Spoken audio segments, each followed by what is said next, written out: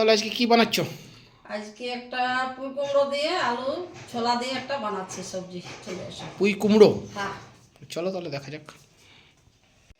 এইখানে আমার লাগছে দেখুন কুমড়ো, আলু আর পুঁই। পুঁই শাক আর নাকি? হ্যাঁ, পুঁই শাক আর এখানে ছোলা কিছুগুলা ভিজানো। ছোলা। খেতে খুব দারুণ লাগে।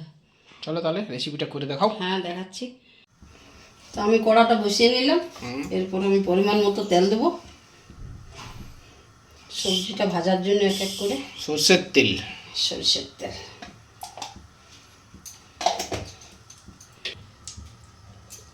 আমি প্রথমে আলুটা ছেড়ে দিচ্ছি, একটু ভেজে নিব। আলু না খুব খোসা দিয়ে রান্না করলে দারুণ টেস্ট হয়, ওই জন্য আমি খোসাগুলো ছাড়া নিই। টেস্টটা ভালো হয়, দারুণ। আলুটা আমার হালকা ভাজা হয়ে গেছে। এরপর আমি কুমড়োটা ছেড়ে দেবো।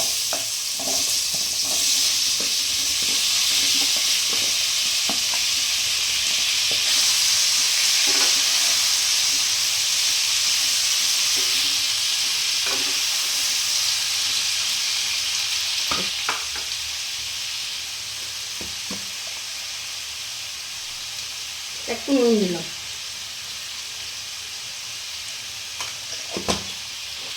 একটু হাই করে দিই। ফ্লেমটা একটু হাই করে দিলে। হ্যাঁ,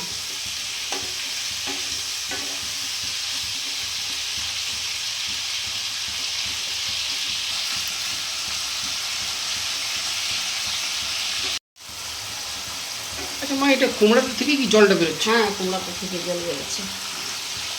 এরপর আমি পুঁইটা দিয়ে দেবো।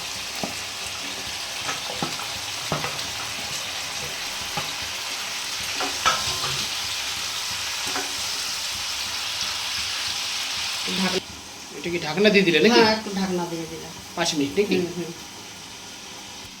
এখানে বুটটা কি করলে মা, সিদ্ধ? এইটা একটু আমি বুটটা একটু সিদ্ধ করে নেব। আচ্ছা, প্রেসার কুকারে দিয়ে, কেন এটা তাড়াতাড়ি সিদ্ধ হবে না তো, ওই জন্য একটু আমি ভাপিয়ে নেব। ঠিক। একটু নুন দিয়ে।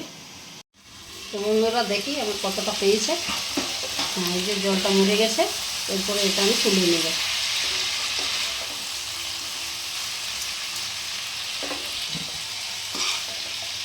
এটা হয়ে গেছে না? হ্যাঁ, এটা হয়ে গেছে, মানে আমার একটু হালকা ভাজা হয়ে গেছে। কড়া এবার বসিয়ে হ্যাঁ, দিলে? কড়া বসালাম। এরপর আমি একটু সরষের তেল দেবো ফোড়ন দেওয়ার জন্য।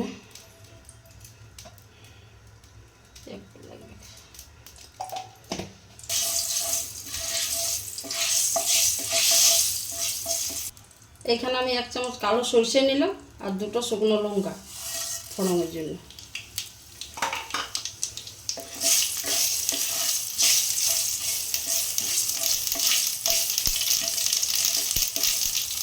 আজটা একটু মিডিয়াম করে দিলাম। এইখানে একটু পেঁয়াজ দিচ্ছি।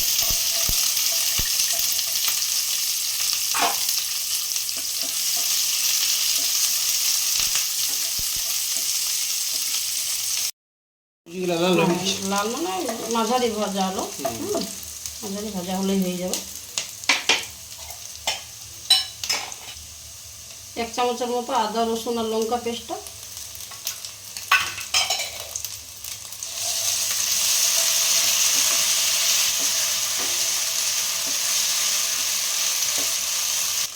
হাফ চামচ জিরে গুঁড়া। হাফ চামচ ভাজা মশলাটা যেটা আমি দিই বাড়িতে, ধনে জিরে আর লঙ্কা। হাফ চামচ কাশ্মীরি লঙ্কা গুঁড়ো। হাফ চামচ হলুদ গুঁড়া।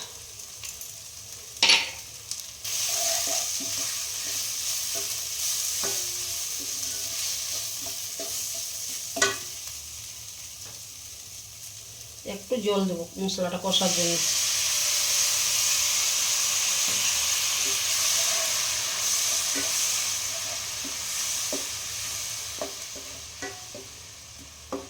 মশলাটা পুরো কষা হয়ে গেছে, পুরো তেল ছেড়ে গেছে সাইডে। এই যে তেল ছাড়ছে, ঠিক। এরপর আমি এক এক করে সবজিগুলো দিয়ে দেবো, ভাজাগুলো ভেজে রেখেছিলাম না, সেটা আমি ছেড়ে দেবো।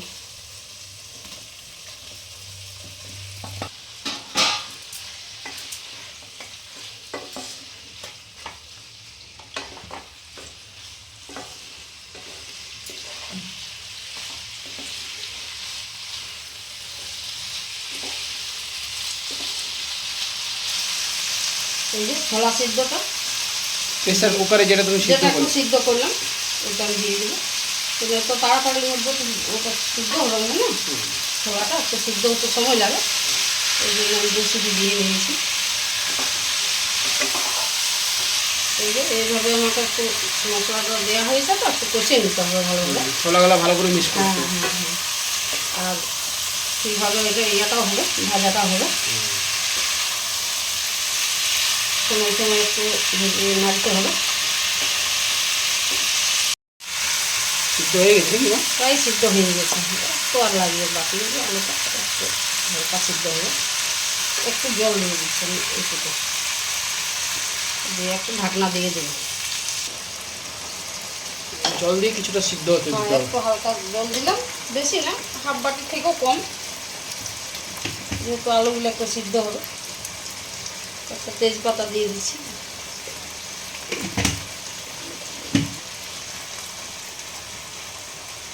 একটু সিদ্ধ হতে দিন।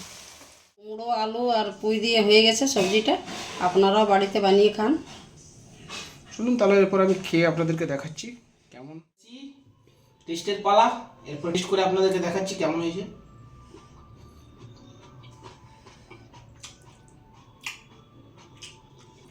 আমার খুব একটা ভালো, মানে পুঁই শাকটা খুব একটা ভালো লাগে না, কিন্তু তার মধ্যেও রেসিপিটা খুব ভালো করেছি।